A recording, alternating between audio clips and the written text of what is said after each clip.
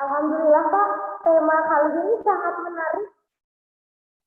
Ini sebuah tema yang tentunya sangat dibutuhkan bagi para pemuda-pemudi yang mengalami diambang pilihan gitu ya. Maksudnya, jadi dalam tahap memilih gitu Pak, apakah akademisi, entrepreneur atau apa gitu, Masya Allah. Ini erat kaitannya dengan bakat ya Pak. Betul. Nanti ini kita akan membahas bakat sebagai salah satu pendekatan ya untuk memilih antara tiga ini. Jadi ada fitrah ya, ada fitrah memang ada fitrah bakat, di situ juga ada, nanti akan ngomongin fitrah perkembangan juga dalam konteks ini nanti kita akan diskusikan. Gitu. Masya Allah, untuk mempersingkat waktu, sekarang udah pukul 19.41. Langsung saja kepada Bapak, disilahkan. Ini saya akan sharekan materinya ya Pak. Boleh, silakan. Saya izin share screen ya. Iya, monggo Pak.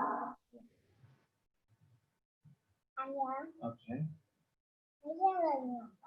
Ini lagi masih ya. Oke, apakah bisa dilihat ya layar saya di sana? Ya, kelihatan.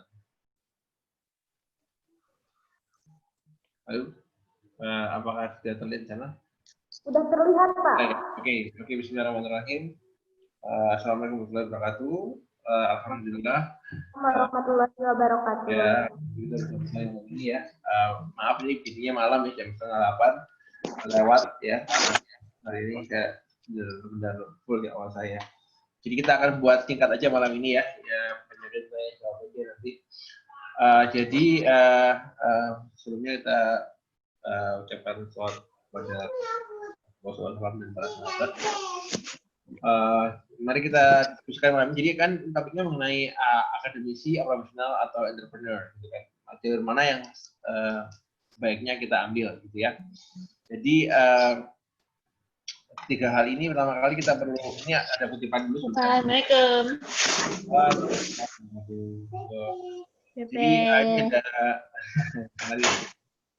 Jadi ada kutipan dari Steve Jobs ya. Jadi dia bilang, if you are working on something exciting that you really care about, you don't have to be pushed.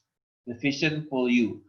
Jadi kalau kita melakukan sesuatu hal yang kita excited ya, kita punya passion ya, kita menyukai aktivitas itu, kita nggak harus didorong ya. Nah ini kan kita seringkali kita hidup di dunia yang kita sering didorong-dorong.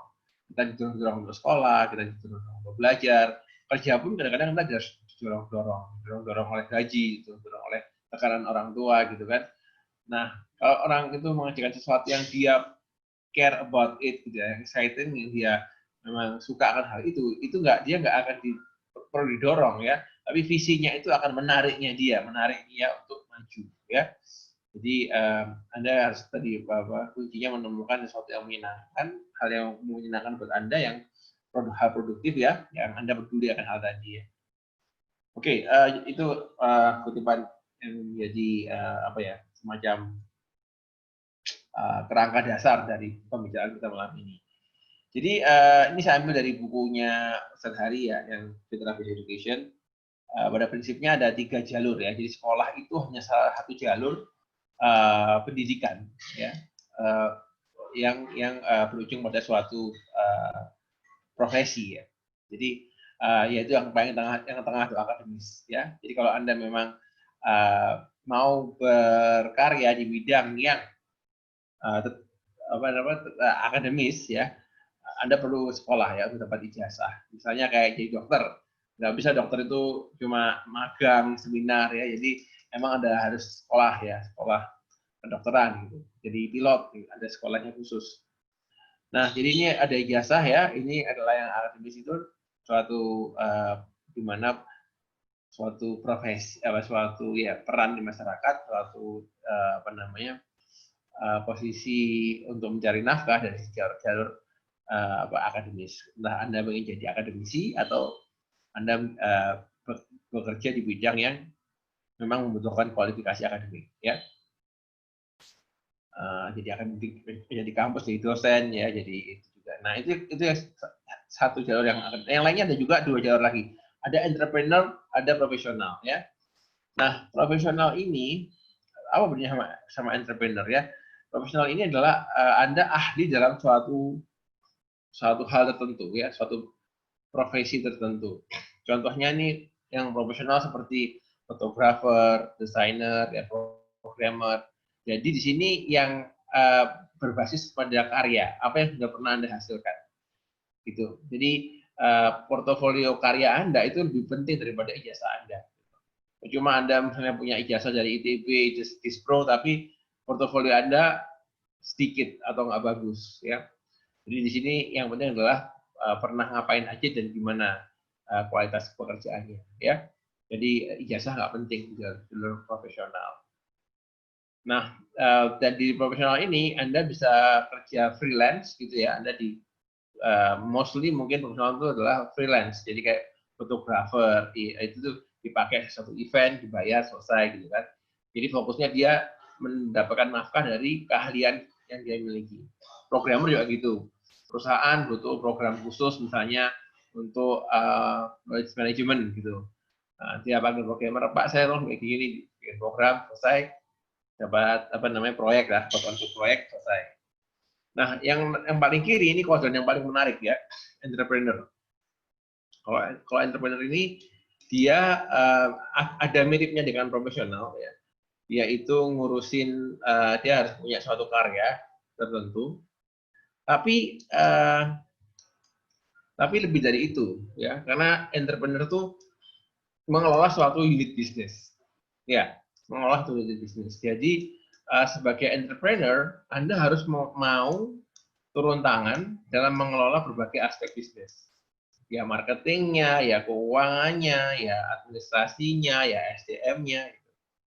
Ya, kalau profesional beda. Di profesional itu dia fokus aja ke satu bidang yang dia memang minati. Misalnya dia mau jadi expert dalam SDM, Human Capital Development Expert gitu. Fokusnya ya misalnya tadi melakukan assessment kebutuhan SDM perusahaan gitu kan, kualitasnya seperti apa, gimana cara improve. Nah, ini sebagai pemilik usaha, kamu butuh nih, kamu mau rekrutmen, dia hire profesional di bidang human resource untuk bantu dia rekrut orang yang pas buat perusahaannya. Ya, selesai. Nah, kalau kemudian selesai pekerjaannya, yang bagian tadi profesionalnya HR-nya selesai, udah deh. Nih sekarang pengusahanya harus ngerjain yang bagian SDM-nya. Jadi kalau kita hubungkan sama minat tadi ya, kemana kita harus pergi, ke apakah jadi akademis, jadi profesional atau entrepreneur, harus tahu dulu bidang apa yang mau kita tekuni, yang kita punya minat di situ, minat yang besar, kita menyenangi hal itu ya, kita enjoy, kita easy di sana. Nah, cari tahu apakah bidang itu membutuhkan suatu kualifikasi akademis tertentu, ya kan? Oh, misalnya Anda suka membuat orang itu jadi sehat, ya kan? Misalnya dokter, nah dokter harus sekolah kedokterannya, ya sekolah kalau gitu. Atau Anda lihat aja, oke, saya suka membuat orang lebih sehat, tapi bukan jadi dokter, mungkin jadi fisioterapis mungkin. Nah, jadi kayak gitu. Jadi cari dulu apakah suatu bidang itu butuh suatu gelar akademik. Nah, yang kedua kalau misalnya nggak perlu gelar akademik, berarti kan masuk dalam jalur profesional. Oke, kalau memang Anda sudah tahu profesi itu adalah satu hal yang profesional, Anda tinggal kemudian memperbanyak skill, ya, mengasah knowledge di bidang itu, banyak melakukan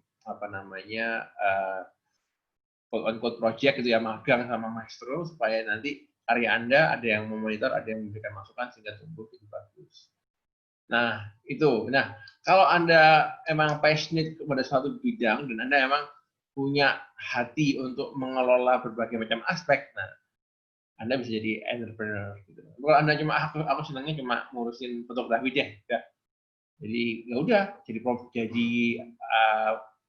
profesional aja di bidang fotografi, nggak usah bikin perusahaan perusahaan fotografer misalnya, atau perusahaan IO misalnya, ya kan? Kalau misalnya kalau kalau mau punya, saya ingin bikin suatu perusahaan dibikin IO syariah misalnya, IO wedding IO syariah atau green IO gitu, ya kan? Ya, dan saya mau ngurusin semua aspeknya. Saya bukannya suka, mungkin dia sukanya cuma saya soalnya kalau ngurusin IO itu sukanya bagian MC, ya kan? Tapi punya punya kapasitas mental untuk kalau harus ngerjain marketing deh, admin, gue jalanin deh, yang penting bisnis jalan. Nah, berarti Anda bisa masuk ke entrepreneur. Tapi kalau Anda nggak punya hati untuk ngurusin selain bidang yang Anda sukai, ya mending jadi profesional aja, jadi entrepreneur. Karena entrepreneur menuntut orang tuh untuk ngurusin semua aspek, nggak cuma satu bidang aja dalam suatu perusahaan. Itu ya, seperti itu gambar umumnya. Nah, kita lihat nih talent ya. Jadi talent itu, ini kalau kita lihat pengembangan bakat ya, butuh suatu jaringan ya, jaringan yang kuat dan profesional ya. Jadi ini Anda sebagai individu, Anda punya bakatnya nggak cukup ya. Bakat itu Anda punya bakat, misalnya bakat dalam industri kesehatan, mungkin Anda kalau ada orang sakit, Anda bisa punya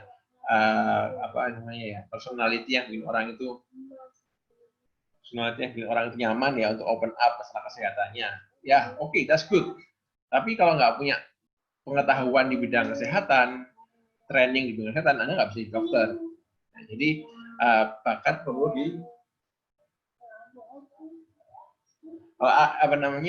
bakat perlu diperkuat dengan knowledge, dengan skill, dan juga perlu attitude yang pas gitu, supaya Anda bisa tumbuh ya. Nah, gimana Anda bisa dapat mengembangkan attitude yang tepat, mengembangkan skill yang tepat, dan knowledge yang tepat? Anda perlu dapat maestro ya. Maestro ada maestro bisnis, ada maestro bakat, maestro skill knowledge ya. Dan selain itu juga Anda perlu tergabung dalam satu komunitas gitu. Komunitas yang saling belajar bersama ya dalam bidang yang Anda punya passion di situ. Dan yang penting lagi juga punya link ke investor ya. Kalau Anda mungkin mau jadi entrepreneur, Anda perlu cari orang yang bisa invest ke yang Anda mau tekuni. Nah, yang menarik lagi juga untuk bisa mengembangkan attitude yang pas, itu Anda perlu yang namanya tadi kan kita ngomongnya maestro ya, itu untuk salah bakat. Ada juga namanya chairperson ya. Chairperson itu adalah orang yang membantu mengembangkan attitude yang pas gitu, atau akhlak yang tepat gitu. Karena dalam suatu bidang misalnya punya suatu norma-norma yang berbeda gitu, apa yang dianggap pantas di suatu bidang. Chaperone. Jadi gini ya, chaperone sama maestro ya. Jadi kalau chaperone itu kriterianya dia bagus, kalau maestro ya dia track recordnya bagus ya, diakui oleh komunitas bidang itu, dia punya community, dia punya club gitu ya, punya project di mana Anda bisa ikut bergabung untuk berlatih di situ ya, kolaborasi di situ. Dan yang ini juga menarik ya, jika yang bersangkutan maestronya punya suatu tahapan program, jadi dia punya program memang untuk magang gitu, dan mendukung sertifikasi, itu akan lebih bagus kalau maestro Anda memang sudah punya suatu sistem pendampingan ya yang tersistematis yang bisa memberikan sertifikasi. Untuk chaperone atau role model ini ya, yang lebih ke masalah akhlak ya, dia harus punya teladan ya, orang yang segani karena perilakunya, karena kebijaksanaannya ya, wibawanya dalam bidang ini. Terus dia punya bakat coach ya, dan juga akhlaknya terbukti mulia. Jadi Anda bisa seimbang, ini nggak cuma ngembangin kompetensi ya atau skill knowledge, tapi juga ada yang mengembangkan attitude yang tepat gitu ya. Nah, ini contoh bagaimana pengembangan kompetensi berbasis talent. Ini sebagai contoh aja ya. Jadi Anda idealnya di umur 11 tahun itu mulai project gitu. Terus mulai ngurusin bisnis di umur 14 tahun, dan jadi maestro 25 tahun, dan 40 tahun jadi role model Oke, ini sebagai catatan ya. Memang kita kalau di apa namanya di akil balik itu kan punya Ustadz Hari kan umur 15 mulai produktif ya. Tapi hasil studi menunjukkan kalau apa namanya ternyata ini di US ya, itu yang warnanya hijau itu menunjukkan apa namanya jumlah startup ya. Ini sumbunya itu adalah umur orang ya dan jumlah startup yang dihasilkan. Jadi kita lihat ternyata di Amerika ketemunya rata-rata tuh 42 tahun. Jadi orang tuh mulai bikin usaha ya itu rata-rata 42 tahun punya usaha sendiri ya karyawan satu orang. Nah, tapi yang garis yang warnanya ungu adalah perusahaan-perusahaan terbaik, high performance startup, 1% tertinggi growth perusahaannya. Ternyata kalau kita lihat ke yang high performance 1% tertinggi itu rata-ratanya 45 tahun malahan. Jadi umurnya foundernya itu di umur 45 tahun mereka mulai bisnisnya. Jadi satu, yang kedua juga masalah pengalaman itu penting. Jadi kalau suatu pengusaha itu sudah pernah bekerja di bidang itu sebelum dia memulai usaha itu 125% kemungkinannya sukses lebih besar. Jadi 2 kali lipat ya, 2 kali lipat lebih. Jadi pengalaman itu penting ya. Jadi kayak gitu. Jadi apa namanya artinya kalau kita belum tahu mau bisnis apa, mungkin kita lebih baik start dengan sebagai profesional dulu. Itu lesson learn-nya. Jadi mulai dari profesional, kenal sana sini, ya kan, mau network. Itu chance-nya untuk berbisnisnya langgeng dan punya pertumbuhan yang terakselerasi cepat sekali itu lebih tinggi ketika Anda mulai bisnis di umur 40-an ternyata. Hasil studi di Amerika. Nah, tapi memang ada gimana dengan orang-orang yang memulai bisnis di waktu muda. Emang ada beberapa orang ya, kita bahkan sekarang kalau ada startup itu banyak yang anak muda juga ya. Kita ambil 2 tokoh startup yang paling beken mungkin ya, yang para pendahulu ialah Bill Gates sama Steve Jobs ya. Bill Gates dengan apa namanya Microsoft-nya dan Steve Jobs dengan Apple-nya. Jadi dua-duanya memulai di usia muda, di umur 20-an ya. Tapi meskipun mereka mulai di umur 20-an, ternyata perusahaannya tuh top-topnya paling tinggi melejitnya ya ketika mereka di umur 40-an. Jadi ya terserah ya. Anda mau mulai di mana, kalau Anda sudah tahu bidangnya, yang mana Anda mau geluti ya geluti aja kayak si Bill Gates sama si apa namanya Steve Jobs ini masuk ke bidang yang Anda udah passionate. Itu nanti boom-boomnya itu adalah ketika Anda berumur 40 tahun. Atau sebaliknya, kalau Anda belum tahu mau ngapain, ya udah kerja dulu aja. Fokus ningkatin kompetensi Anda di bidang jadi profesional. Nanti kalau Anda mau memulai usaha di umur 40 tahunan aja, itu akan perusahaan Anda lebih besar kemungkinannya untuk bertahan dan sukses daripada Anda mulai di usia awal. Terlebih lagi kalau Anda nggak tahu mau mulai. Oke, itu saja sementara yang bisa saya sharingkan. Nanti kita bisa diskusi untuk follow up-nya. Silahkan saya kembalikan kepada hostnya Mbak Alma ya, hostnya. Mbak Alma ya. Coba hostnya di sini. Terima kasih Pak, ini hostnya Mbak Niza. Mbak Liza ya, oke Mbak Liza, silakan Mbak Liza. Mungkin langsung saja kepada para peserta, ada yang mau ditanyakan? Atau ada yang mau menanggapi?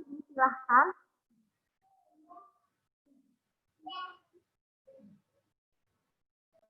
Suara saya menggema ya Pak? Katanya.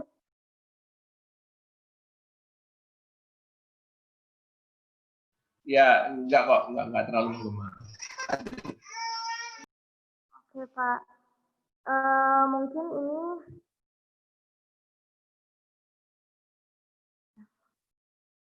Masya Allah, Alhamdulillah tadi sudah kita simak bersama ya penjelasan dari Pak Rumaya.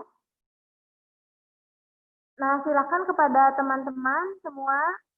Ini ada Kak Dastin, Teh Dwi Agustina, Masya Allah, dan yang lainnya silahkan jika ada yang mau disampaikan atau mau ditanyakan atas apa yang telah dijelaskan tadi oleh Pak Rumaya.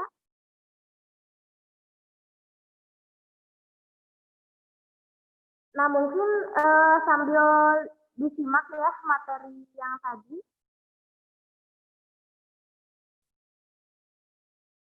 Disimak kembali. Pak Rumaya, saya izin share kembali ya materi yang telah disampaikan oleh Bapak tadi.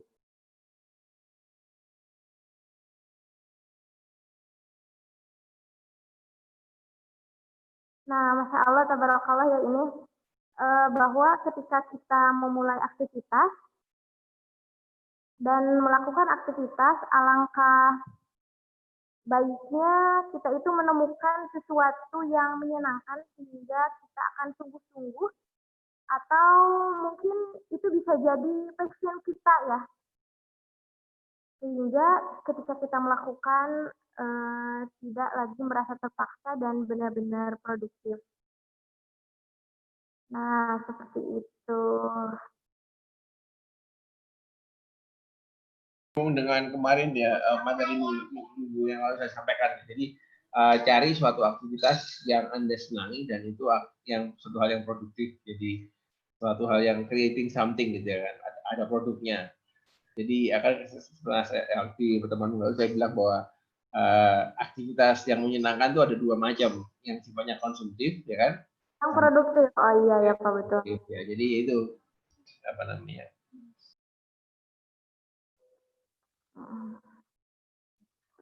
Nah, mungkin ini langsung saja ya tanya ke teman-teman semuanya, apakah sudah menemukan aktivitas yang menyenangkan dan juga produktif? Nah, ini ada Kak Disi, ini kemarin juga menanggapi dan diskusi, disilahkan.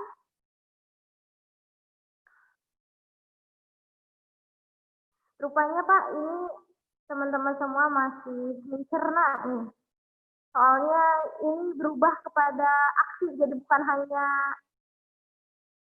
ini ya Pak, bukan hanya apa ya pengetahuan gitu ya, namun benar-benar membuat kita semua berpikir. Iya, iya.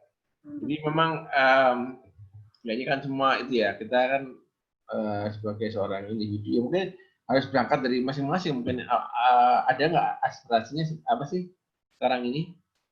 Ini ada yang nanya nih, Rina Raina apa itu Pak? Ini Pak pertanyaannya. Terima kasih Pak atas materinya. Saya izin bertanya. Tadi dijelaskan tentang talent network. Nah, apakah masih ada hubungannya antara maestro bakat dan talent community? Nah, ini bagaimana Pak? Ya. Ya. Jadi ini istilah aja ya. Jadi istilahnya dengan talent network ialah sebenarnya suatu bisa dibilang social network yang berkontribusi yang bisa membantu kita untuk upgrade kita punya talent ya.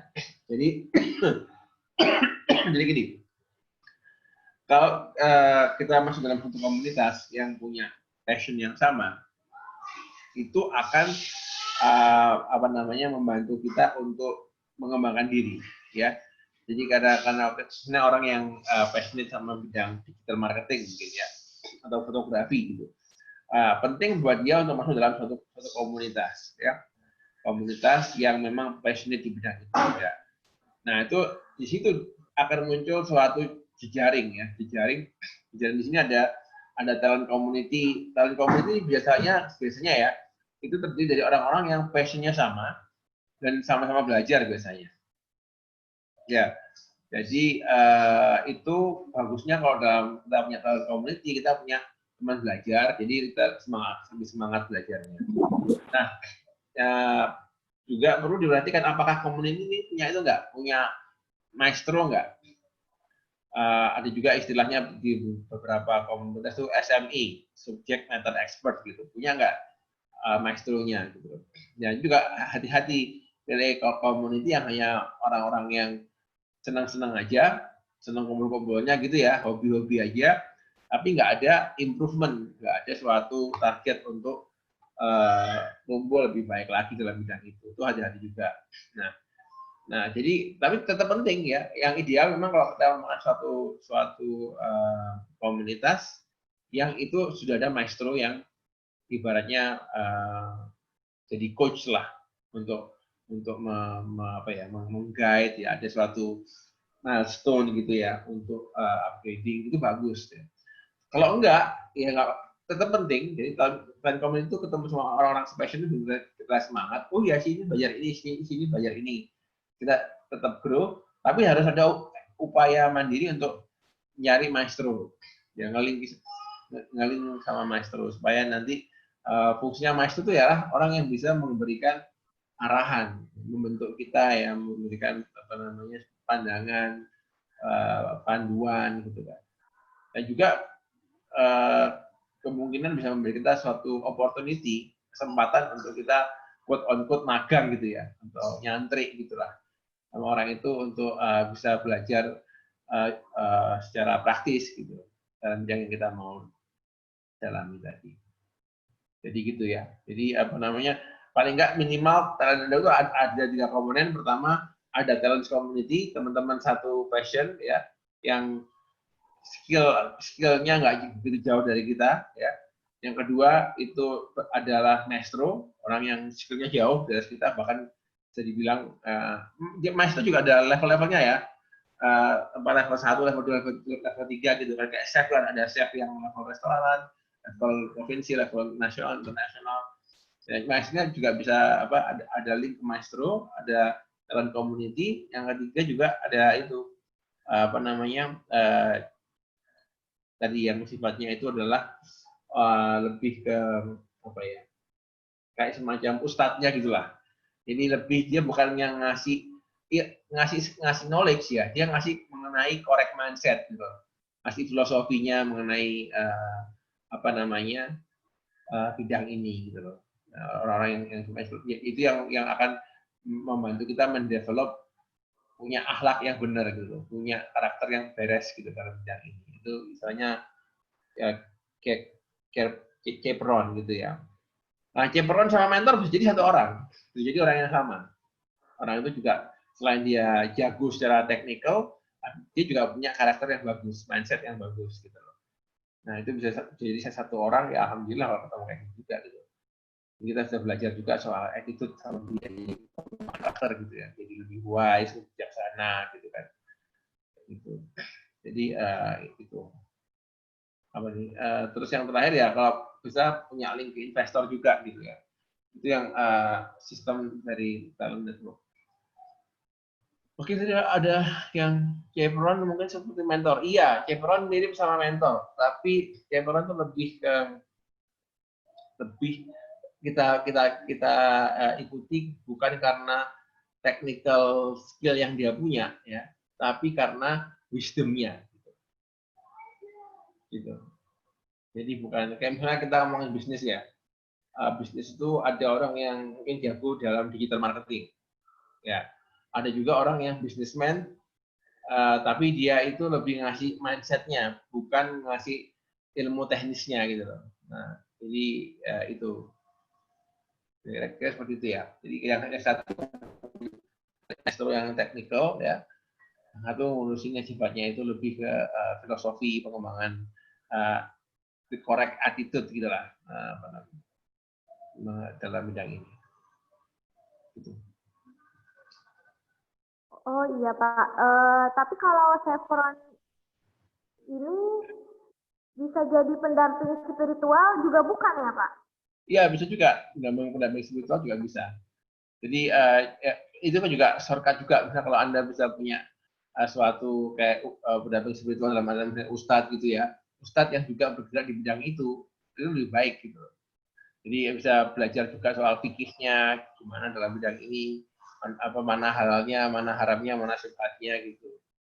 Jadi juga menarik. Jadi kita dekatin dia karena dia ibaratnya dia lebih paham soal etikanya ya, soal etikanya. Kalau kita mungkin sebagai muslim lebih paham soal fikihnya dalam bidang ini apa gitu, mana ya rambu-rambunya yang mana yang itu. Gitu. Prinsip-prinsipnya ya Pak. Betul, betul. Berarti masih ada hubungan ya Pak antara maestro bakat dan talent community. Iya, masih ada hubungan ya. Jadi masih ada. Dan semuanya itu harus hadir gitu ya Pak. Iya, Ketika kita ingin memulai sesuatu, apakah jadi akademisi, profesional, atau entrepreneur. Jadi hal-hal seperti ini di talent network ini seperti maestro bakat, kemudian tadi Chevron gitu ya. Jadi harus hadir gitu ya Pak. Iya, idealnya ada punya paling enggak itu nggak harus nggak selalu harus semuanya ada di satu waktu ya, tapi lebih baik untuk dicari juga gitu loh, untuk melengkapi kita. Takutnya kalau kita fokus ke maestro aja, maestronya kemudian akhlaknya nggak beres, bahaya juga kan, karena tiap bidang tuh pasti ada jebakannya. Makanya terlalu ngurusin dunia aja lupa sama akhiratnya, nggak bahaya gitu. Bidang itu kita perlu orang yang kita jadikan pegangan dalam hal etika, dalam hal adab, dalam hal agama gitu ya. Iya Pak. Berarti untuk memulai ke sana kita tuh emang benar-benar gak bisa menerka sendirian ya. Istilah nama secara sederhana kita tuh butuh pembimbing gitu ya Pak. Iya, jelas. Kita butuh orang yang sudah lebih dulu di sana. Itu juga bentuk dari kerendahan hati kita ya, bahwa kita sebagai orang yang nggak tahu apa-apa, kita perlu belajar kan. Kalau kita sudah tahu kan, kita nggak akan belajar. Jadi memang dan maestro itu jangan kemudian diartikan terlalu tinggi juga ya. Jadi maestro itu bertingkat gitu ya. Kayak kita lihat juga kalau kita ambil dalam konteks ilmu agama gitu ya. Kita lihat juga para imam mazhab itu juga belajarnya juga bertingkat-tingkat gitu. Dia belajar dari guru yang ini gitu kan. Sudah selesai dikuasai ilmunya, dia naik ke cari lagi guru yang lebih jago gitu kan, naik terus kayak gitu. Nah sama juga.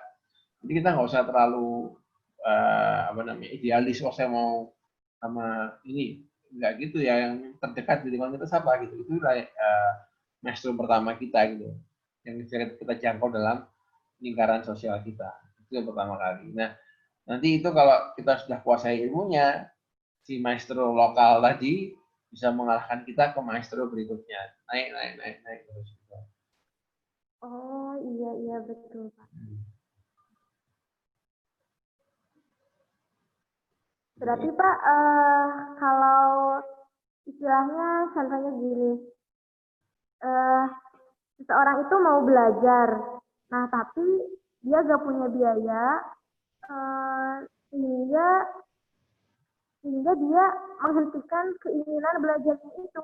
Padahal sebetulnya bisa aja ya Pak, dimulai dari cara yang sederhana, yang lingkaran terdekat di sosialnya itu seperti apa gitu ya Pak. Iya, jadi kalau masalah gini ya, kalau kita ini kan antara menyeimbangkan antara idealisme dan realitas ya. Jadi kadang-kadang kita itu dibenturkan sama realitas. Kita pengennya belajar ini, tapi kita mungkin terkendala secara finansial. Menurut saya sih ya hidup itu harus dijalani lah. Kalau memang harus makan, cari sesuatu yang bisa dapat untuk dapat supaya hidup gitu loh. Tapi ya kemudian tetap alokasikan waktu untuk berkembang gitu. Atau kita kan nggak cuma hidup untuk hidup gitu loh. Nah, kita cari makan kan, hidup kan nggak cuma untuk makan gitu kan. Ya cari makan secukupnya gitu kan. Nah, terus gunakan sisa waktunya untuk pengembangan diri gitu. Jadi kalau ya terutama ini ya, yang mahal tuh sebenarnya waktu. Yang mahal tuh waktu. Jadi cari pekerjaan yang misalnya kalau oke, aku butuh untuk hidup gitu aja. Cari pekerjaan yang bisa Anda bisa kerja itu 3 hari 4 hari seminggu gitu kan. Anda punya waktu 2-3 hari ya, 3-4 hari seminggu Anda punya waktu ya 3-4 hari seminggu untuk grow, untuk melakukan belajar gitu. di bidang yang Anda miliki gitu. Jadi jangan kemudian wah perlu makan terus kerja terus kayak gitu juga jebakan juga gitu. Jadi selalu sediakan ruang untuk tumbuh gitu. Jangan semua dihabiskan untuk mencari nafkah gitu kan. Gitu. Iya, ya baik Pak, Masya Allah. Terima kasih Pak atas jawabannya. Ya. Nah, bagaimana Teh Rena ya tadi yang bertanya. Nah, ini Pak ada pertanyaan lagi. Nah, bagaimana Pak untuk persiapan karir bagi orang yang belum mengerti atau mengenal dirinya sendiri? Nah, apa yang perlu dilakukan terlebih dahulu? Mungkin realitas pemuda sekarang bisa kita lihat ya Pak, jadi dibenturkan dengan fenomena galau. Mungkin CLC ya Pak, quarter life crisis gitu Pak. Nah, itu bagaimana Pak? Ya, memang nomor satu sih kita sebelum memulai sesuatu kita harus tahu siapa diri kita ya. Itu PR nomor satu man. PR nomor satu adalah mengetahui siapa diri kita. Jadi kalau kita belum tahu kita apa yang kita tahu, kan ya kita cari waktu untuk mengetahui apa yang kita mau.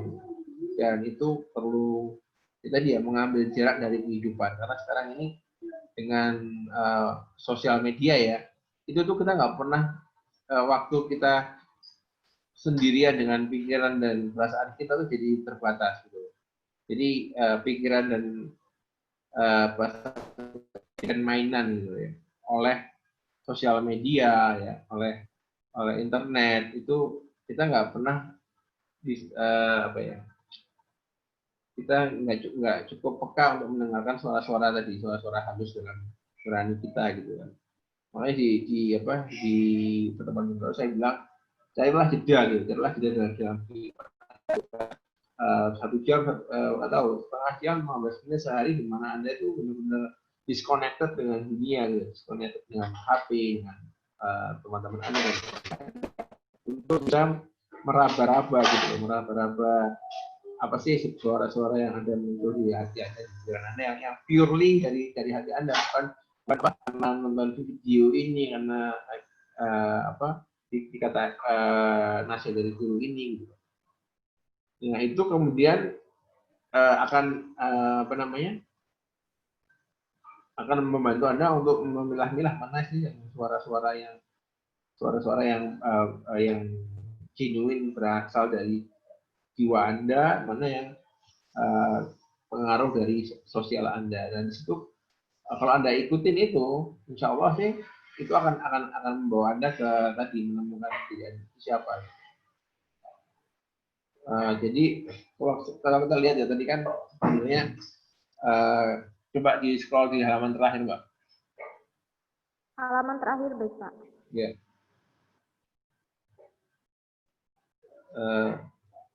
Jadi halaman terakhir itu kan, jadi ini kan ada ketemu angka sakral ya di angka 40 ya. Ini ada di halaman terakhir dari bulan ya.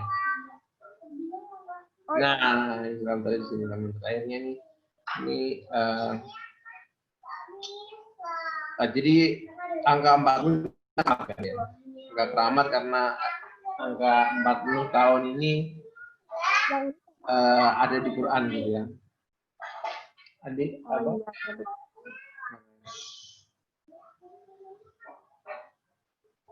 Jadi kalau kita lihat dari struktur ayat ini ya kan angka 40 itu angka yang krusial karena di angka itu kita itu diharapkan sudah menemukan diri siapa. Nah kalau dilihat dari struktur doanya menarik di sini ya, ayat ini karena ini kan memerintahkan kepada manusia berbuat baik kepada dua orang tuanya ya ibunya mengandungnya supaya makanya mengandungnya kemudian hingga dewasa umurnya 40 tahun dia berdoa ya Tuhanku Rabbi auzi ini an askuro nikmataka allati an'amta alayya. Ya Allah, Tuhanku tunjukinlah aku bahasa itu adalah ilhamkanlah tunjukinlah aku kemampuan untuk mensyukuri nikmat yang kau berikan kepada aku dan kepada orang tuaku. Nah, jadi ini kuncinya. Kuncinya Anda bisa kemudian menemukan diri Anda kalau Anda sudah bisa mensyukuri segala sesuatu yang terjadi dalam hidup Anda dan juga mensyukuri keberadaan orang tua Anda. Nah, ini mungkin agak susah karena apa? Karena kebanyakan orang tua anak itu nggak happy dengan cara orang tua mendidiknya, gitu kan. Tapi di sini kita diminta berdoa ini sama Tuhan di Quran. Artinya bahwa cetakan orang tua kita apapun itu membentuk hari ini. Ya, kalau kita bawa ke Nabi Musa tuh jadi bilang orang tua angkatnya Fir'aun. Pasti banyak masalah inner child lah. Tapi itu membentuk pribadi Musa yang bakal jadi nabi itu gitu. Jadi kita perlu belajar untuk melihat ke belakang dan mensyukuri apapun yang terjadi itu, ya kan, mencari hikmahnya, sehingga kita bisa bersyukur dengan tulus. Termasuk juga hal-hal yang dari kita dan orang tua kita. Nah, di sini apa? Mensyukuri nikmat yang diberikan kepada kita dan orang tua kita. Orang tua kita apa? Orang tua kita misalnya guru, atau orang tua kita misalnya kerja di akuntan misalnya, atau di bidang keuangan. Mensyukuri nikmat, orang tua aku dapat nikmat ilmu di bidang ini ya, atau nikmat status sosial di bidang ini ya. Itu nikmatnya disyukuri, artinya dipahami bahwa itu adalah salah satu clue bahwa kita di Allah buah itu nggak akan jauh dari pohonnya. Nah, jadi dengan kita melakukan introspeksi tentang segala nikmat, ya, semua kejadian yang kita alami pada dasarnya itu nikmat sebenarnya. Cuma kita nggak paham. Nah, kalau kamu sepaham, kamu bilang alhamdulillah. Kalau kamu nggak paham, kamu bersyukur. Nah, itu kan sebenarnya menurut saya ya, hikmah kenapa kita diminta baca Al-Kahfi tiap Jumat, ya, tiap minggu. Itu kan di Al-Kahfi ada 3 kisah, bukan 3 kisah antara Musa dan Khidir. 3 kisah yang 2 kisah pertama itu sebenarnya musibah. Yang satu itu anaknya dibunuh, yang satu itu kapalnya ditenggelamkan. Tapi sebenarnya itu sengsara membawa itu. Yang anak kecil ya. Iya, betul. Nah, jadi intinya bahwa itu suatu hal yang negatif, tapi sebenarnya ada hal yang positif di balik itu. Kita nggak sadar, gitu kan. Nah, jadi itu clue menurut saya untuk kita tuh belajar mencari apa sih maksudnya ini, apa sih hikmahnya, nikmat apa yang ada di sini yang belum saya pahami. Nah, ketika kita menemukan itu, alhamdulillah ya, menemukan itu di level nikmat yang kita terima dan orang tua kita, baru kita bekal kita ini berbuat amal soleh yang engkau ridhoi. Nah, jadi ini menarik kata-kata ini, amal soleh yang engkau ridhoi. Jadi amal itu ada 2 ya, amal yang soleh, amal yang tidak soleh ya. Jadi, amal buruk ya. Nah, amal soleh sendiri ada 2 nih. Amal soleh yang diridhoi, yang nggak diridhoi. Misalnya sekarang ini saya salat sunnah atau misalnya bantu orang tua saya yang lagi mungkin perlu dibantu gitu. Sama-sama amal soleh. Yang satu mungkin lebih diridhoi dibanding yang lain. Masalah ini dalam konteks yang lebih luas adalah suatu bidang kehidupan di mana kita berkarya. Nah, jadi kita bisa menemukan amal soleh yang diridhoinya dalam konteks ini adalah bidang di mana kita bisa memberikan kontribusi besar ya kepada masyarakat dan juga berbuat diri oleh Allah. Ketika kita sudah mensyukuri segala hal yang nikmat atau yang Allah berikan kepada kita sebagai orang tua kita. Gitu. Nah, jadi itu ya, itu menurut saya kuncinya di sana. Kalau misalnya para pemuda ini, ya butuh waktu untuk mengupas gitu kan, terus merubah sudut pandang dari memori kita, apa yang kita rasakan terhadap segala hal yang di hidup kita. Dulu orang tua aku tuh gini, coba kok kayak gini kan, gini. Nah, gitu kan, pasti adanya penyesalan gitu. Bagaimana kita bisa merenung dan menemukan, oh iya, alhamdulillah ya kayak gini. Coba deh kalau kayak gini, aku kayak gitu loh. Nah, itu PR-nya menurut saya untuk kemudian itu. Dari ini saya juga mau mengutip surat Al-Hasyr ayat 19 ya. Ini ada jadi gini. Dan janganlah kamu seperti orang-orang yang lupa kepada Allah. Lalu Allah menjadikan mereka lupa kepada diri mereka sendiri. Nah, ini saya pernah lihat di salah satu videonya Noman Ali kan, dibilang ini adalah ada hadis yang bilang, kenalilah dirimu, maka kau akan kenal Tuhanmu, ya kan? Tapi itu kan hadisnya nggak begitu sahih ya, jadi banyak yang nggak. Tapi dia bilang pesan dari hadis itu tuh apa namanya kayak mirroring, jadi cerminan dari ayat ini gitu loh. Jadi mengenal diri, mengenal Allah. Jadi nggak, kamu lupa sama Allah, Allah membuat kamu lupakan dirimu sendiri. Nah, jadi apa namanya dalam ruang-ruang tadi, ruang-ruang perenungan Anda gunakan untuk mengingat Allah gitu. Maka Allah akan menuntun Anda untuk mengenali diri Anda sendiri. Jadi Anda nggak lupa diri. Anda menjadi tahu sama diri Anda. Saya rasa itu mungkin gambarnya agak terlalu filosofis ya, tapi ya saya di situ kalau memang belum ketemu dirinya apa ya udah cari aja dulu, cari dirimu sendiri itu siapa kamu, apa yang mau kamu lakukan di dunia. Jadi itu syarat mutlak ya Pak? itu syaratnya karena itu kan ibaratnya why-nya gitu loh. Kenapa sih kita melakukan ini gitu loh? Kalau kita melakukan sesuatu hanya karena dorongan-dorongan eksternal, ketika itu hilang kita akan bingung gitu loh. Kita mau jadi digital marketing kenapa? Karena keren, teman-teman bilang keren ini seru. Ntar teman-teman sudah nggak senang digital marketing, sukanya yang lainnya, youtuber misalnya, stres, kan kayak gitu. Kalau kita menggantungkan itu pada hasrat-hasrat eksternal di luar diri kita. Kalau kita aku suka ini kenapa ya? Aku suka ya this me, I like this. Aku memang suka bidang ini membuat aku excited. Ya udah, orang mau ngapain, dia terbalik lah, bodo amat gitu.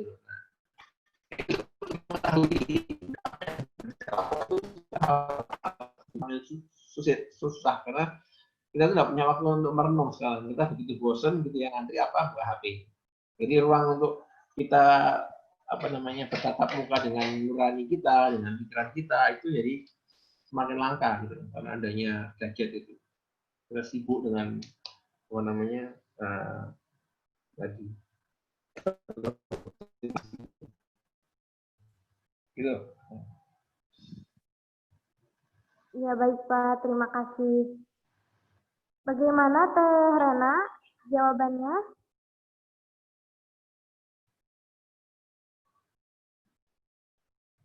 Masya Allah.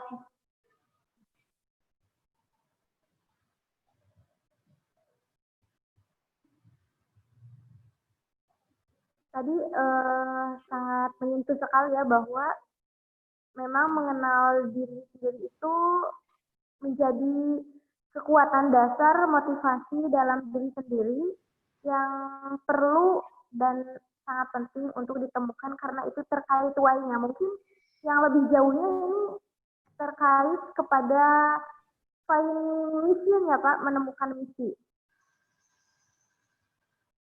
Ya Pak. Ini Pak, jadi untuk mengenal diri sendiri ini jalan untuk menemukan why-nya, mengapa kita melakukan aktivitas yang akan kita pilih gitu. Yap. Ya, why-nya untuk mengatakan apa namanya why we do what we do gitu ya. Why we do what we do. Jadi ini lucu ya. Saya nggak bawa untuk mahasiswa apa namanya yang dapat beasiswa BI itu semacam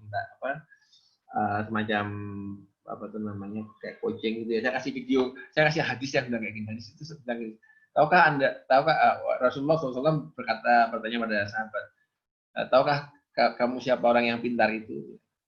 Orang yang cerdas itu, yang pintar itu adalah orang yang senantiasa mengingat kematian. Ya, jadi yang ingat mati itu adalah orang yang cerdas. Dan yang lucunya ya salah satu apa namanya orang yang sangat inspirasional dalam industri kreatif ya itu adalah si Steve Jobs. Itu juga punya suatu quote, dia bilang itu dia itu punya apa namanya suatu mental exercise. Ialah ketika dia bosan dengan hidupnya, dia ngadep kaca, dia bilang, oh saya mati hari ini, apa yang ingin saya lihat gitu, di dunia ini ya.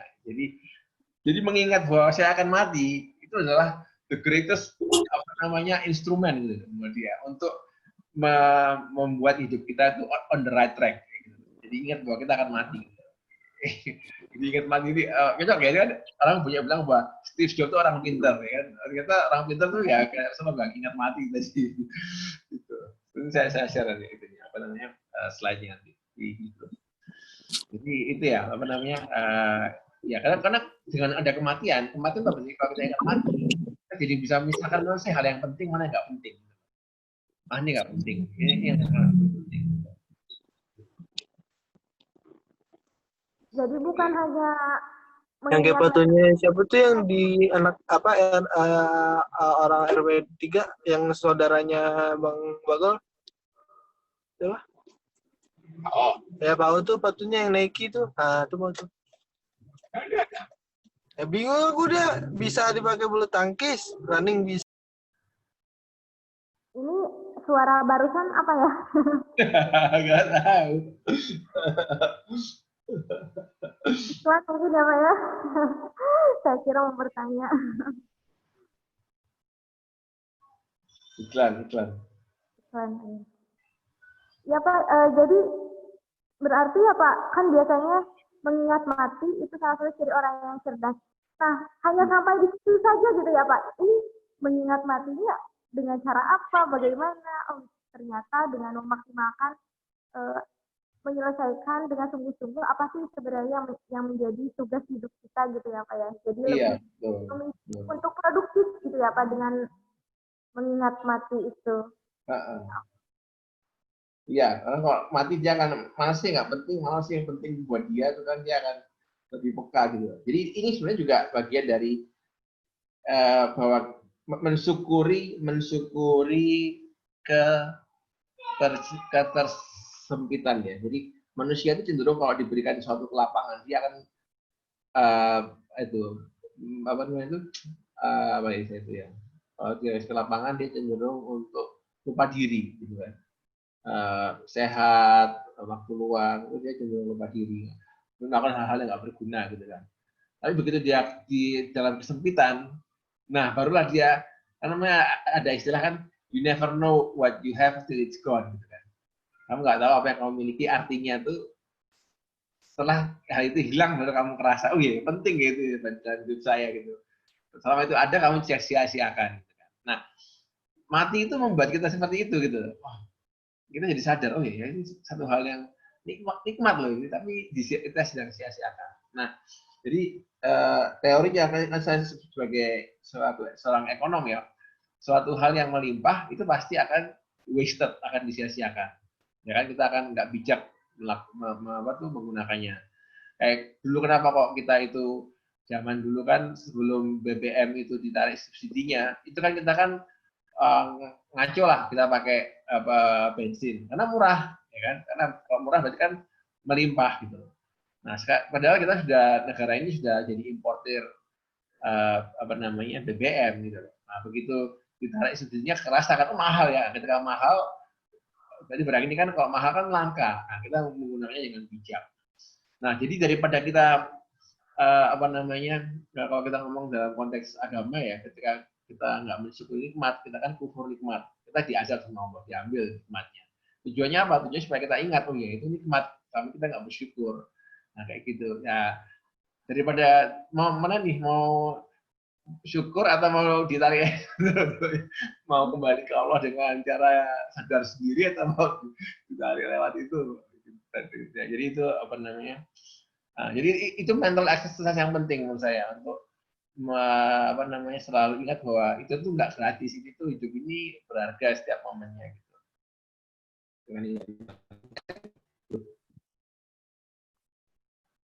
Iya baik Pak, Masya Allah.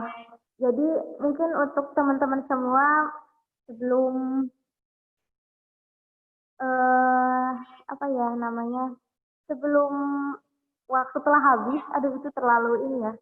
Nah mungkin marilah kita segera temukan ya Pak peran diri dan pilihan jalur pendidikan kita, apakah mau profesional, akademis atau entrepreneur gitu ya Pak. Iya, ya, itu belakangan dulu Pak. Yang penting itu adalah apa sih yang kita lakukan dulu. Nanti kita sudah tahu apa yang kita mau lakukan, baru dicari ini bisa dicapai dengan jalur apa gitu. Apakah harus lewat sekolah gitu.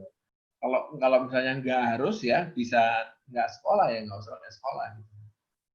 Jadi apalagi sekarang udah internet ya, kemarin tuh kayak ada anak lulusan SMK dari Salatiga tuh Pak, itu dia itu menang kompetisi untuk semacam desain produk distro gitu ya. Itu yang juara 2-nya itu S3 dari Inggris, juara 3-nya itu orang dari Amerika gitu. Dia lulusan SMA gitu. Tapi dia senang sama desain. Dia desain produk senang, dia belajar sendiri atau tidak di internet gitu. Dan kan ada juga semacam website di mana kita bisa kayak orang itu punya sebenarnya saya pengusaha ya, saya mau bikin ballpoint, saya mau total beratnya sekian gram dengan bahannya ini, terus dia lempar, bisa nggak bikinkan desainnya? Orang nggak berlomba untuk bikin desain, nanti dia pilih mana yang dia suka, deal, dia beli desainnya. Jadi desain itu jadi hak ciptanya orang yang nawarkan proyek tadi gitu. Nah, dia sering dapat kayak gitu, menang tender desain kayak gitu. Padahal lulusan SMK gitu, sampai dipikir sama tetangganya itu piara tuyul gitu, karena di rumah aja kok dapat duitnya banyak gitu, kalau mana-mana gitu. Nah, bayangkan itu ya, artinya kan ya dengan internet yang ada sekarang itu orang tuh mau belajar apapun tuh bisa gitu loh. Cuma sekarang punya nggak niat untuk belajar gitu. Makanya itu menurut saya gadget itu berbahaya di situ, berbahayanya ya. Jadi gini, orang itu ya spending 1 jam melakukan hal yang entertainment ya, nonton video, main game gitu ya, nonton film, itu sebenarnya endorfinnya sama kok dengan misalnya dia belajar misalnya. Kalau dia senang banget ya, ini anaknya senang bola gitu kan, dia belajar soal bola gitu kan, belajar soal apalah fisika atau apa yang dia benar-benar senang, itu sebenarnya sama endorfinnya. Cuma yang satu jadi ilmu, yang satu jadi cuma entertainment doang gitu loh. Untuk sebelum Anda menemukan bidang produktif ya, yang Anda bisa enjoy di situ, untuk menjaga jarak dari gadget gitu. Jadi kalau nggak gitu nanti gadget itu membuat kita lost tempatnya itu entertainment gitu, yang nggak menambah knowledge, nggak menambah skill kita gitu. Iya, baik Pak. Nah Pak, ini saya melihat ada redaksi CEO di usia akhir balik. Nah, berarti itu di usia yang sangat-sangat muda, itu bisa dilakukan ya Pak? Nah, ini mungkin ada contoh atau gimana gitu Pak, yang menjadi inspirasi bagi kita semua? Kalau nggak salah kemarin ada aja, cuma di US itu kemarin ada anak yang bikin perusahaan untuk recycling gitu. Dia jadi miliuner di umur belasan tahun. Jadi memang sudah ada lah, bukan satu hal yang umum, tapi ada. Artinya kan seharusnya bisa kalau kita bisa mereplikasi kondisi yang dialami orang tadi, kita seharusnya bisa mengikuti itu. Gitu. Jadi ini jangan dibayangkan CEO sukses ya, CEO kan pemimpin perusahaan, perusahaannya belum tentu udah punya omset berapa miliar gitu kan. Yang penting kan sudah CEO dulu. Gitu. Tapi emang penting gitu, penting untuk punya suatu project lah ya, project satu perusahaan, sebuah apa gitu, dimana kita bisa berlatih untuk mengambil keputusan penting, berlatih untuk mengambil keputusan penting, masuk dalam situasi-situasi yang penting ya, mengambil resiko itu menurut saya tuh penting banget gitu loh, untuk pengembangan kepribadian. Soalnya kan kita ini di Indonesia ya, jadi orang yang tidak terlalu banyak mengambil keputusan. Kita sekolah berangkat jam sekian, kita nggak nentukan mau berangkatnya jam berapa. Sekolah yang nentuin. Pulang jam sekian baca buku ini, pelajaran ini gitu kan. Jadi kita tidak dikasih ruang untuk mengontrol hidup kita sendiri. Nah, dengan punya bisnis, kita belajar untuk mengontrol, mendesain suatu unit ya, satu unit sosial ya, supaya itu bisa kemudian memberi kontribusi ke masyarakat, dan dengan dia berkontribusi ke masyarakat, dia akan mengenerate benefit buat si orang yang di perusahaan tadi gitu kan gitu intinya.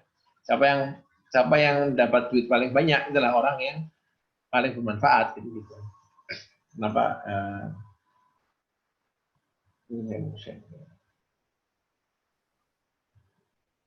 Oh iya, Pak.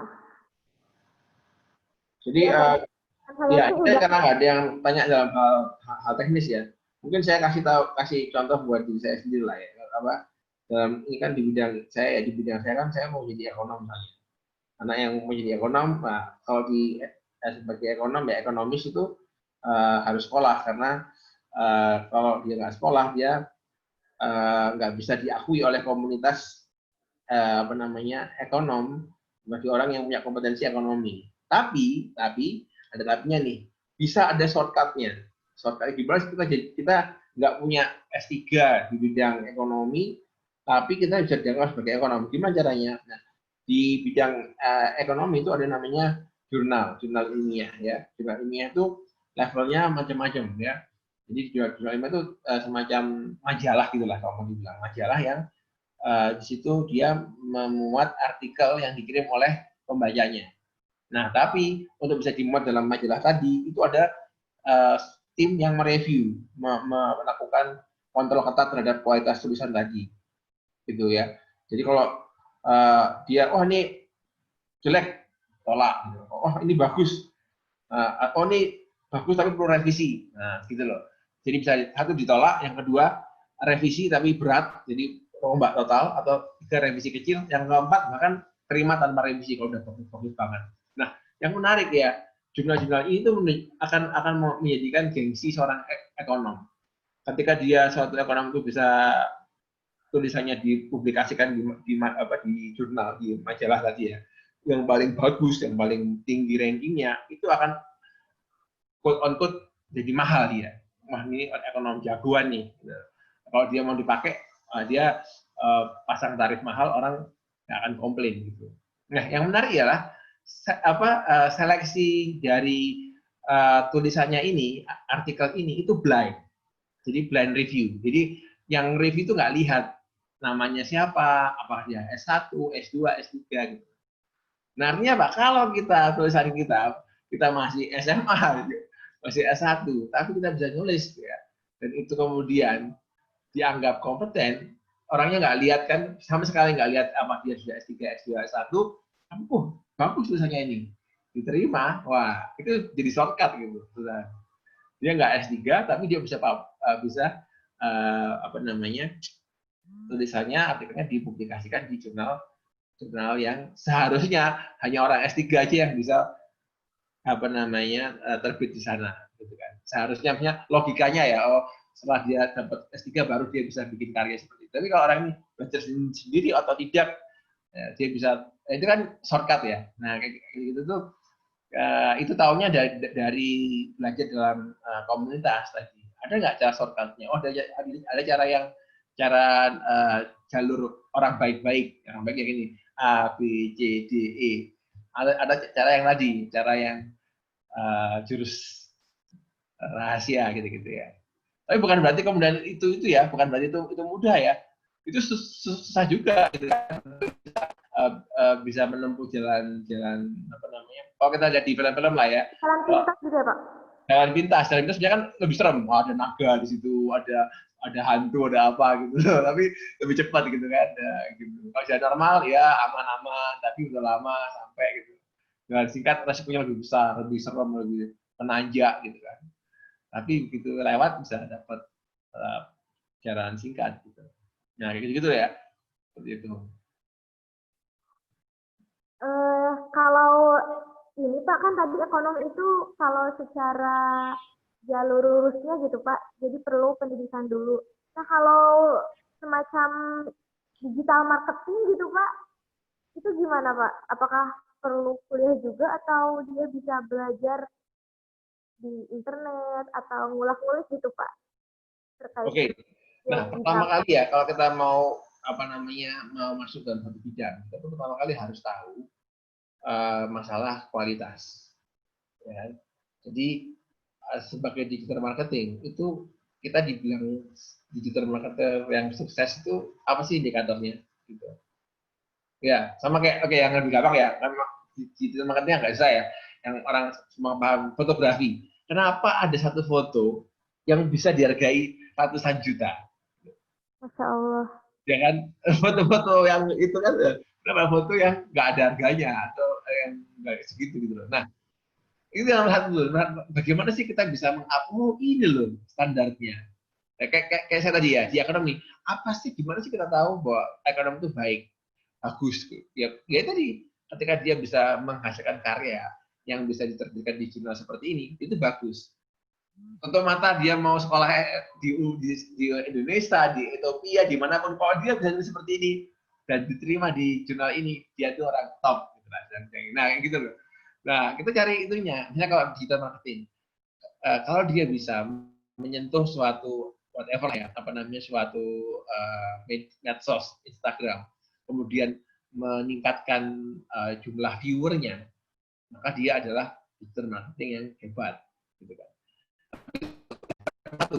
Naik lagi, ketika dari sekian orang yang nge-like, sekian orang jadinya beli. Nah, gitu kan ya.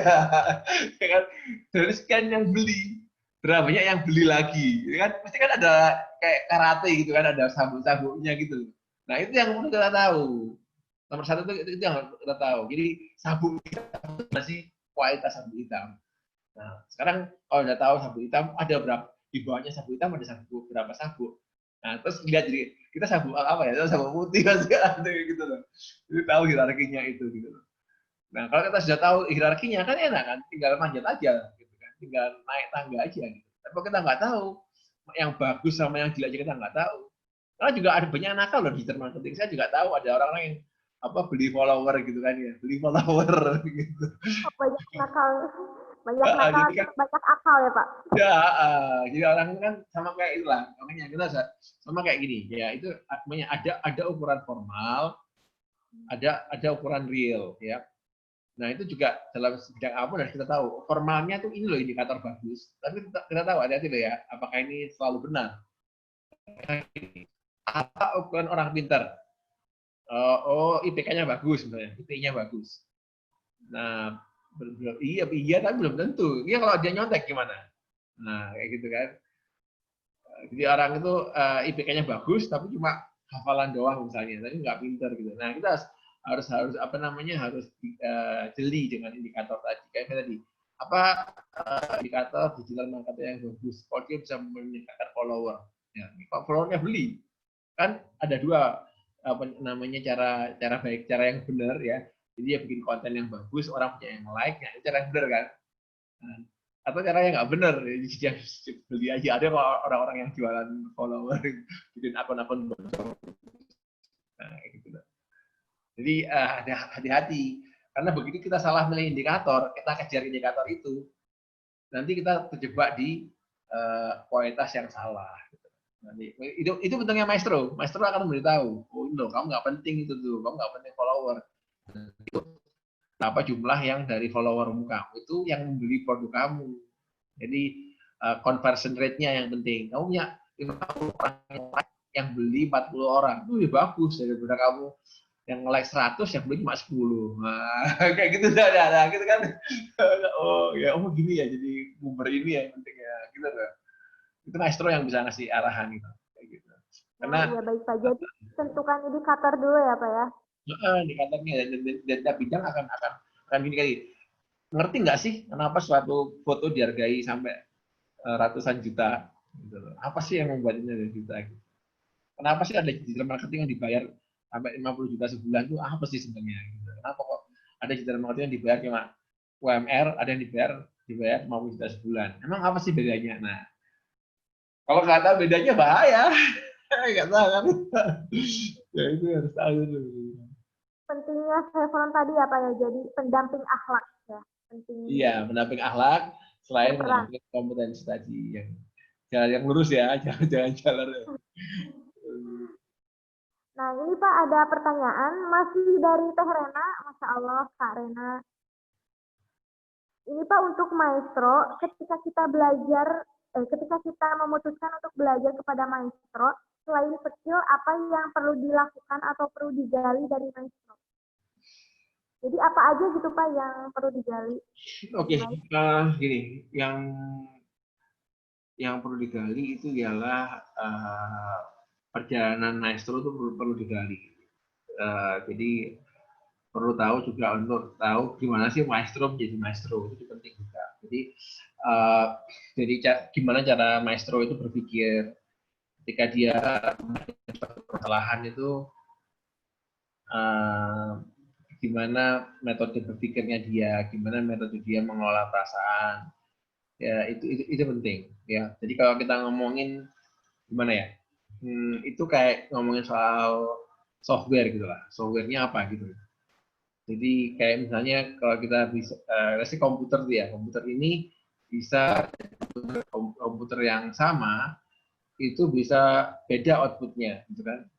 Yang satu suruh gambar gitu kan, satu bikin desain, dua komputernya sama, tapi kualitas gambarnya beda. Kenapa? Mungkin karena beda software. Yang satu pakai Corel Draw, yang satu pakai Paint misalnya.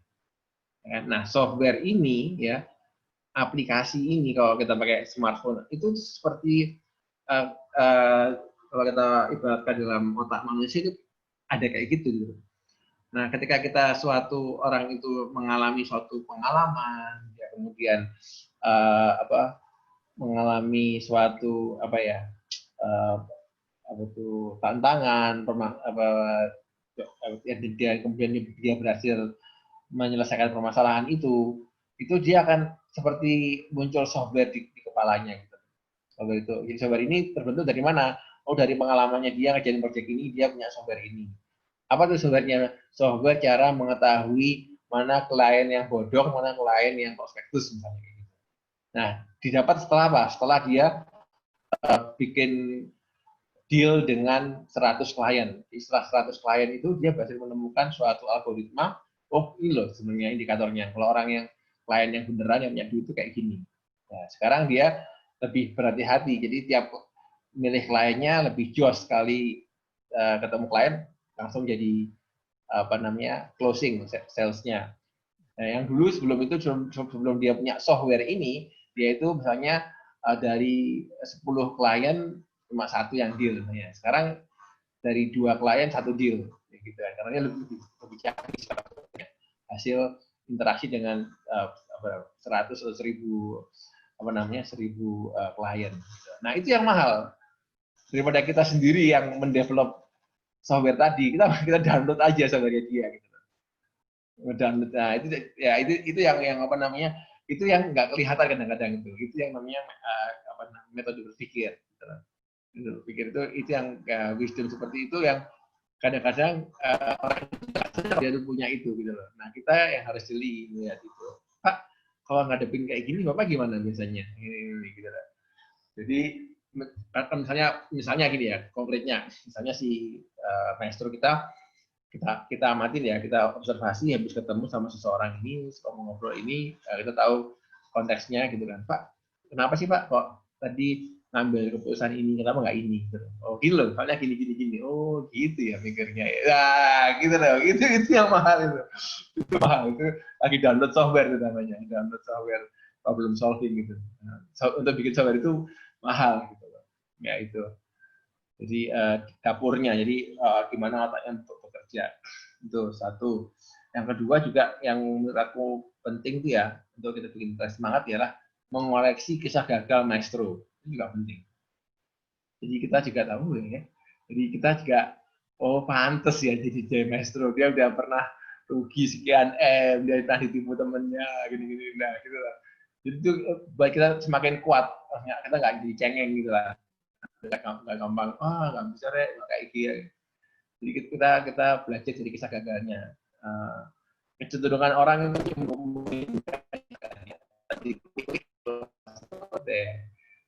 ngeluh deh kadang-kadang. Nah, tapi itu penting buat kita. Oh iya, kita nggak mudah kok dapat posisi seperti ini. Nah, belajar dari kegagalan orang lain kadang-kadang lebih penting daripada belajar tentang suksesnya orang lain. Karena kadang-kadang orang itu banyak daripada suksesnya gitu. Jadi ketika pengusaha itu jangan dilihat suksesnya gitu. Karena dia nyoba 100 kali project gitu ya. Itu mungkin gagal 80 gitu. 80, 90 gagal. 10 yang berhasil itu benefitnya bisa nutupin ruginya yang 80 tadi gitu. Nah, makanya kalau kita cuma lihat 10-nya doang, terbatas kita ilmu. Wah, jadi tahunya cuma sukses aja, nggak tahu gagalnya. Nah, kita tuh perlu juga untuk belajar dari kesalahan maestro kita, supaya jangan sampai kita mengulangi kesalahan maestro. Ya, jadi, kalaupun salah ya nggak apa-apa, salah itu harus dirayakan, tapi bikin salah yang baru dong, yang kreatif dong, jangan mengulangi kesalahan orang lain gitu. Bikin kesalahan yang orang lain belum lakukan gitu loh. Kalau terjebak dari kesalahan lain, nah ngapain juga kita terus itu gitu loh. Karena coba kita jatuh, si bosku, si maesterku kemarin jalan lurus terus dia jatuh di dekatnya pohon ini gitu kan. Nah, kita setelah tahu ya jangan sampai kita jatuh di situ kan. Tapi si maestro itu jalan lurus nggak belok kiri.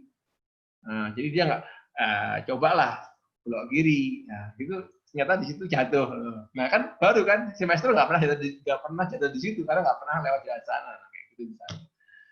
Jadi itu yang menurut saya. Jadi yang pertama soal tadi soal mental model, kalau mau bahasa teknikalnya itu mental model gitu ya, atau apa namanya cara berpikirnya maestro kita. Softwarenya kita downloadin satu-satu itunya, apps-nya. Yang kedua mengoleksi kisah gagal maestro supaya kita lebih strong, nggak cengeng kalau gagal. Masya Allah, jadi ada dua hal ya Pak yang perlu digali dari maestro, cara berpikir dan kisah perjalanannya ya Pak. Ya. Ya Allah, tabarakallah. Ini silakan jika ada yang mau bertanya lagi, boleh disampaikan di grup WA ataupun langsung disampaikan di sini.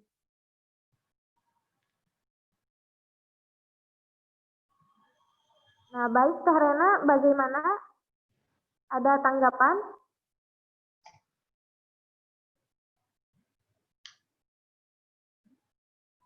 Kalau ini Pak udah mau jam 9. Iya, iya.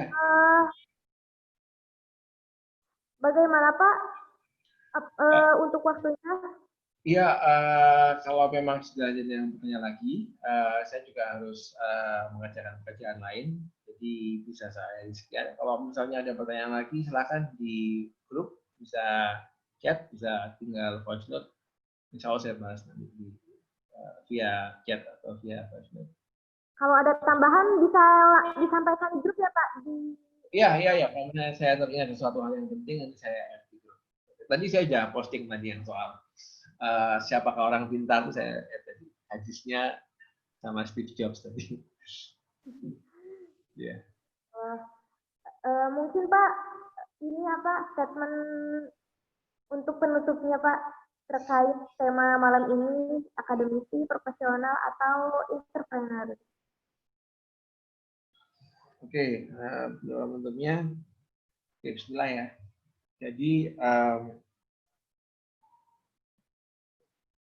Jadi apa namanya, manusia kan lahir di dunia itu punya satu tujuan ya, dan tujuan itu apa namanya perlu dicari apa tujuan itu, dan yang namanya peran dalam ini ya, dalam ekosistem kehidupan ini sebenarnya tidak ada yang rendah ya, semuanya mulia asalkan itu satu hal yang halal dilakukan ya. Bahkan ketika kita apa namanya kadang-kadang salah pun, kesalahan itu juga punya nilai untuk mendewasakan kita ya. Selama kita mau tadi bertobat, bermuhasabah untuk memperbaiki diri kita. Jadi yang saya pelajari dari hidup saya adalah sangat penting untuk memberikan deadline pada diri kita untuk mengambil suatu target ya. Menentukan bismillahirrahmanirrahim. Maya kita ada sholat istikharah kan. Istikharah itu setelah saya baca doanya tuh bukan kita doa minta petunjuk terus dapat petunjuk atau mengambil keputusan. Kalau saya lihat redaksi doa dari istikharah itu kita bikin keputusan dulu. Terus kita baru berdoa sama Allah. Jadi kalau ya Allah, kalau ini keputusan ini salah, tolong dibenarkan. Gitu. Tolong dikoreksi. Kalau ini haram, halalkan. Kalau ini salah, benarkan. Gitu. Coba baca lagi deh teksnya. Doa untuk sholat istikharah. Jadi yang penting ambil keputusan dulu. Jangan terlalu lama juga ambil keputusan. Merenung itu penting, tapi juga lebih penting juga mengambil keputusan dengan cepat. Dan jangan khawatir kok kalau salah. Kalau salah ini Allah akan bantu untuk mengkoreksinya. Tapi kalau nggak jalan-jalan, ya gimana mau dikoreksi gitu kan? Kita diam aja gitu loh.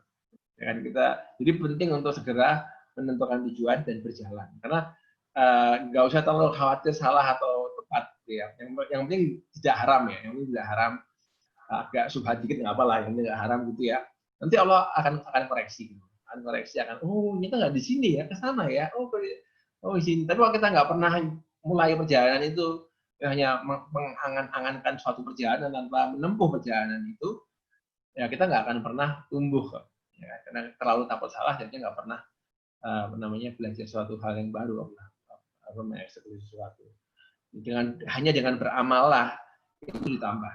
Jadi jangan nunggu ilmu terus, tapi udah ilmu yang dipunya diamalkan dulu. Ntar kalau salah nggak apa-apa, dengan kesalahan itu Allah akan membuka ilmu baru untuk mencapai amal yang lebih baik. Insyaallah. Mungkin itu dari saya untuk closing statement. Ya Allah, jazakallah khair Pak. Jadi untuk teman-teman semua dan juga saya sendiri, segera tentukan apa tujuannya dan jangan terlalu lama banyak berpikir. Kalaupun salah tidak apa-apa, Allah akan koreksi. Kalau kita tidak memulai dan tidak melakukan, bagaimana Allah akan mengoreksi dan membimbing kita gitu ya Pak. Ya Allah, tepat pukul 9 sebetulnya waktunya sampai 21.30 ya Pak. Mungkin itu bisa diganti nanti ya Pak di sharing di WA ya Pak. Iya, bisa di WA aja ya. Nanti saya jawab ya. Saya ini punya PR ngoreksi UAS soalnya. Datanya besok. Jadi harus malam ini harus kerja lagi saya. Masya Allah. Baik Pak. Ya. Khairan, semoga dilancarkan Pak segalanya. Amin. Terima kasih ya atas kesempatannya. Iya Pak. Baik, terima kasih kepada Pak Rumaya dan juga teman-teman semua yang sudah hadir menyimak. Mudah-mudahan kita semua selalu semangat dan senantiasa terus berdoa pada Allah. Mudah-mudahan Allah senantiasa membimbing kita semua, para pemuda-pemudi, ini menjadi tolak ukur bagaimana kualitas generasi penerus tentunya untuk Indonesia yang lebih baik. Mari kita istighfar bersama untuk mengakhiri forum belajar kita kali ini. Astagfirullahaladzim, astagfirullahaladzim, astagfirullahaladzim. Subhanakallahumma bihamdika asyhadu an la ilaha illa anta astaghfiruka wa atubu ilaik. Mohon maaf atas segala hilaf dan salah dari saya, Nida Khairunisa. Mohon pamit undur diri dan kita tutup forum ini dengan bacaan basmalah. Hamdalah.